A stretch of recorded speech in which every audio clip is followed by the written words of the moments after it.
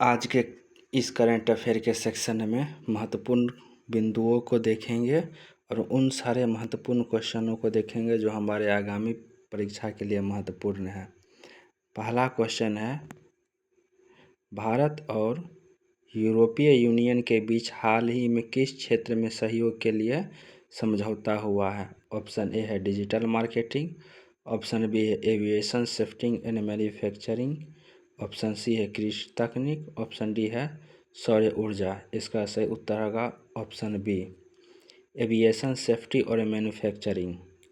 यहाँ पर डीजीसीए और यूरोपीय यूनियन के बीच जो है मेक इन इंडिया को बढ़ावा देने के लिए बेंगलुरु में एयरबस H125 हेलीकॉप्टर को असेंबल किया जाएगा और यह जो है एविएशन क्षेत्र में समझौता किया गया है।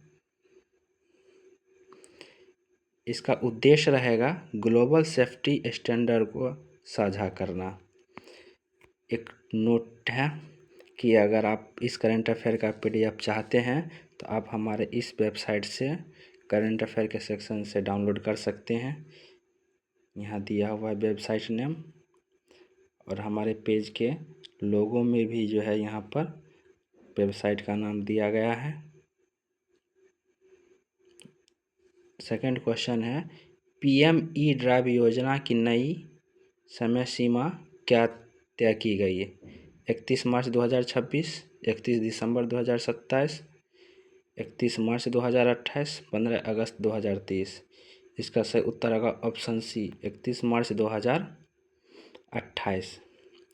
इस योजना का प्रमुख की पॉइंट देख लेते हैं। इसमें 10,900 करोड़ कुल आवंटित किया गया है। इसका फोकस रहेगा ई-रिक्शा और कमर्शियल इलेक्ट्रिकल व्हीकल पर, जो 2 पहिया वाहन है उसके लिए सब्सिडी तय करना और सब्सिडी दर रहेगा 2500 रुपये प्रति किलोवाट घंटा पर और अधिकतम जो है यहाँ पर जो राशि सहायता की जाएगी वह 5,000 प्रति वाहन।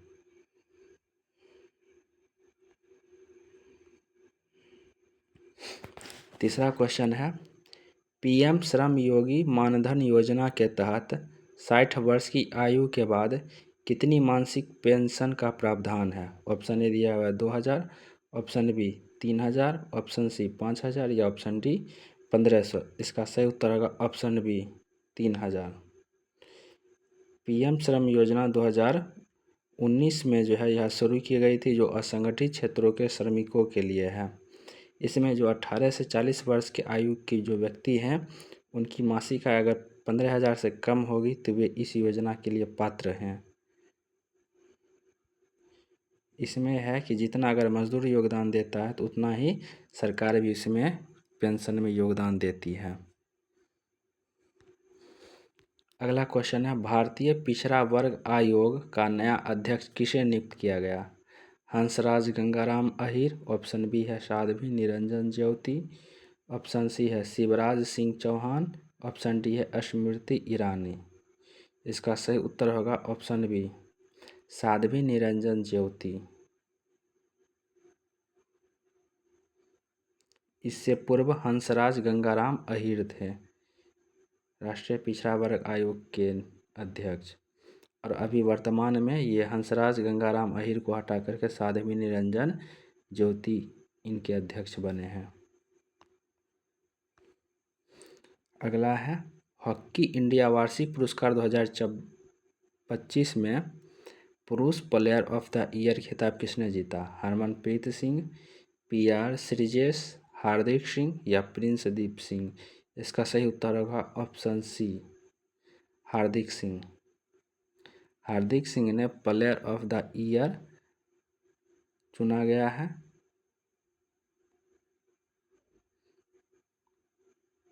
जबकि महिला में नवनीत कौर को प्लेयर ऑफ द ईयर चुना गया है।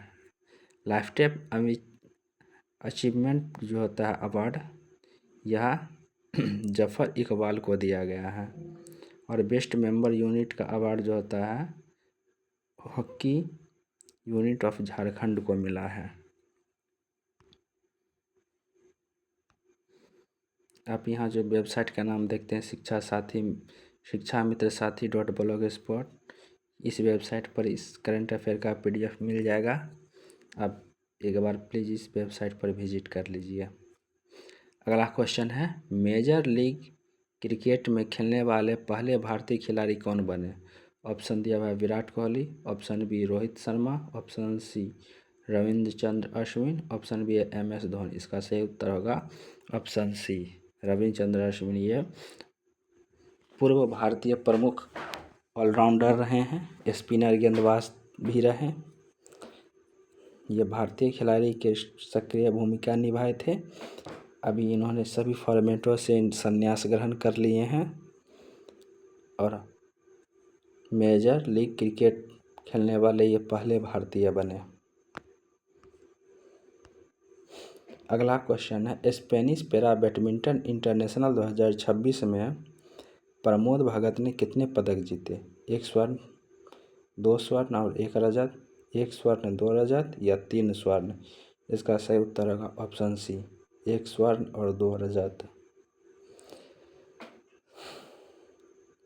प्रमोद भगत ने मनीषा रामदास के साथ मिश्रित युगल में स्वर्ण पदक जीता। उन्होंने पुरुष एकल और पुरुष युगल में रजत पदक हासिल किए।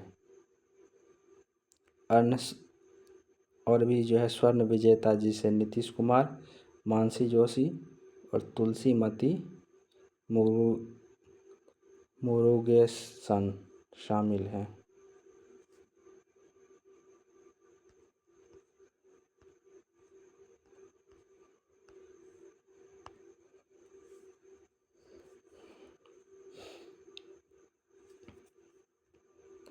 क्वेश्चन है कि 20 मार्च 2026 तक समाप्त सप्ताह में भारत का विदेशी मुद्रा भंडार गिरकर कितना रह गया? ऑप्शन दिया हुआ है 728.494 बिलियन या 698.346 बिलियन, 710.120 बिलियन, 650.500 बिलियन।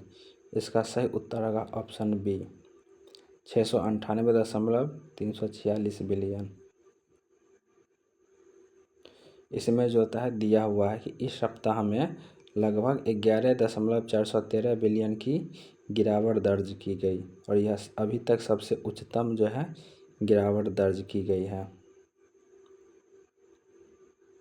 भारत में अब तक विदेशी मुद्रा भंडार का जो उच्चतम था वह 728.494 बिलियन था, जो 27 फरवरी 2026 तक दर्ज की गई थी। उसके बाद जो है USA और ईरान के बीच जो युद्ध चल रहा है, इस युद्ध के कारण जो है वैश्विक अस्थिरता आई, जिसमें जो है भारतीय बाजार पर दबाव पड़ा और विदेशी मुद्रा भंडार जो है इतनी की कमी आई। चलिए नेक्स्ट क्वेश्चन देखते हैं। क्वेश्चन है, पश्चिम एशिया में समुद्री व्यापार को सुचारू बनाने के लिए UN द्वारा घोषित नई टास्क फोर्स का नेतृत्व कौन करेगा? ऑप्शन ए है एंटोनियो गुतेरेस, कीर स्टारमर या जॉर्ज मोरेरा दा सिल्वा, ऑप्शन डी दिया है जॉर्जिया मेलोनी। इसका सही उत्तर होगा ऑप्शन सी जॉर्ज मोरेरा दा सिल्वा। यह टास्क फोर्स हॉर्मुज़ जल संधि में समुद्री रुकावटों को निपटने के लिए बनाई गई है। इसमें अंटार्ड अंतर्राष्ट्रीय समुद्री संगठन और अंतर्राष्ट्रीय वाणिज्य मंडल शामिल हैं। इसमें याद रखना ही वाला जो है प्रमुख पॉइंट जो है, इसमें 3 संगठन शामिल है। अंटार्ड, दूसरा है TMO और तीसरा है अंतर्राष्ट्रीय वाणिज्य मंडल, इंटरनेशनल फाइनेंशियल डिपार्टमेंट। अगला देख लेते हैं। हाँ, इसका उद्देश्य की बात कर लेते हैं तो जो है ये मानवीय आपूर्ति श्रृंखलाओं और वैश्विक व्यापार को बिना किसी बाधा के जारी रखना। अगला क्वेश्चन है, किस देश ने हाल ही में बच्चों के स्क्रीन टाइम में सख्त नियम जारी करते हुए 2 साल से कम उम्र के बच्चों के लिए पूरी तरह प्रतिबंधित किया? ऑप्शन दिया हुआ है भारत, यूनाइटेड किंगडम, जापान या अमेरिका। इसका सही उत्तर होगा ऑप्शन बी, यूनाइटेड किंगडम। इसके जो प्रधानमंत्री कीर स्टारमर हैं, उन्होंने 2 निर्देश जारी किए हैं। इसमें 2 से 5 साल के बच्चों के लिए अधिकतम 1 घंटा प्रतिदिन समय निर्धारित किए हैं और यह सलाह दी गई है कि भोजन के समय और सोने से 1 घंटा पहले स्क्रीन का उपयोग ना करें। इससे पहले ध्यान होगा कि फ्रांस और नीदरलैंड जैसे देश भी जो है इस पर अपने नियम पर काम कर रहे हैं। इससे पहले जो है इससे पहले ऑस्ट्रेलिया है जो 14 साल से कम के बच्चों पर जो होता है 3 घंटा से कम का जो है इंटरनेट सुविधा प्रदान करने की बात कही गई है। अगला क्वेश्चन है, दुनिया की पहली कार्गो बुलेट ट्रेन किस देश के द्वारा लॉन्च की गई? ऑप्शन ए चीन, option B Germany, option C Japan, option D दक्षिण कोरिया। इसका सही उत्तर होगा ऑप्शन सी जापान। इसकी जो अधिकतम गति है वह 275 किलोमीटर प्रति घंटा है और इसकी जो क्षमता है वह 17.4 टन कार्गो ले जाने में सक्षम है।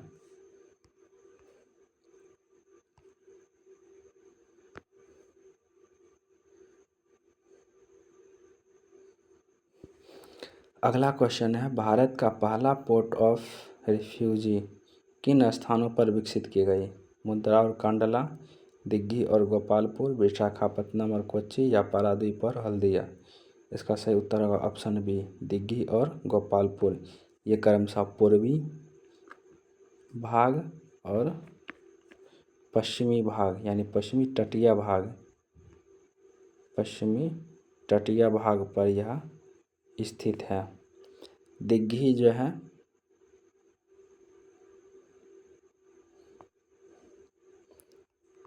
यह पश्चिमी तट पर स्थित है, जबकि पूर्वी भाग पर जो है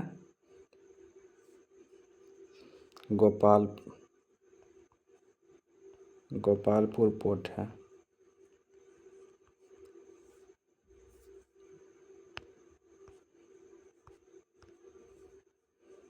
अगला क्वेश्चन है, भारत की पहली हाइड्रोजन ट्रेन का सफल ट्रायल कहाँ किया गया? मुंबई पुणे, जींद सोनीपत, दिल्ली मेरठ या बेंगलुरु मैसूर। इसका सही उत्तर होगा ऑप्शन बी, जींद सोनीपत। यह जो था ICF यानी इंटीग्रल कोच फैक्ट्री के द्वारा विकसित किया गया है, जिसकी अधिकतम जो है गति वह 70 किलोमीटर प्रति घंटा है और यह जो है हाइड्रोजन ट्रेन पर्यावरण के लिए अनुकूलित है क्योंकि इसमें किसी प्रकार का कार्बन इमिशन नहीं होता है, यानी कार्बन उत्सर्जन नहीं होता है। इसमें जलवाष्प का उत्सर्जन होता है जो हमारे पर्यावरण के लिए इको फ्रेंडली है। अगला क्वेश्चन देखते हैं, सर्वाधिक श्रम सर्वेक्षण वार्षिक रिपोर्ट 2025 के अनुसार भारत में बेरोजगारी दर कितनी है? 5.1%, 3.1%, 4.8% या 2.4%। इसका सही उत्तर होगा ऑप्शन बी, 3.1%।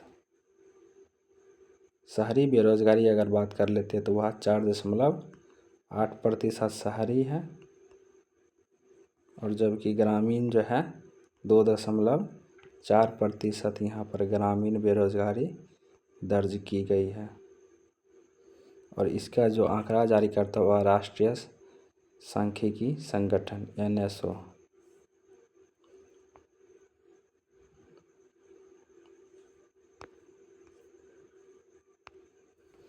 अगला है, नोएडा अंतर्राष्ट्रीय हवाई अड्डे के चरण 1 की यात्रा क्षमता प्रति वर्ष कितनी है? 70 मिलियन, 12 मिलियन, 25 मिलियन या 5 मिलियन। इसका सही उत्तर होगा ऑप्शन बी, 12 मिलियन। इसमें जो टोटल 11,200 करोड़ का निवेश हुआ है।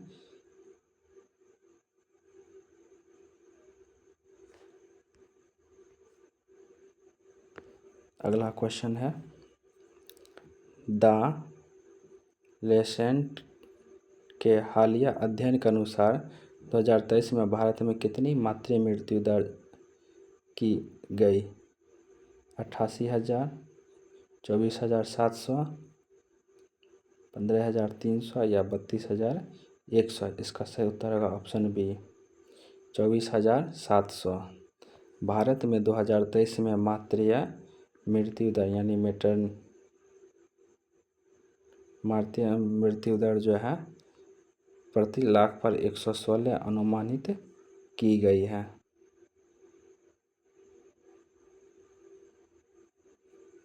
और यह 1990 के बाद से मातृ मृत्यु दर में बहुत ही कमी अंकित की गई है। यह कमी 86% की कमी अंकित की गई है।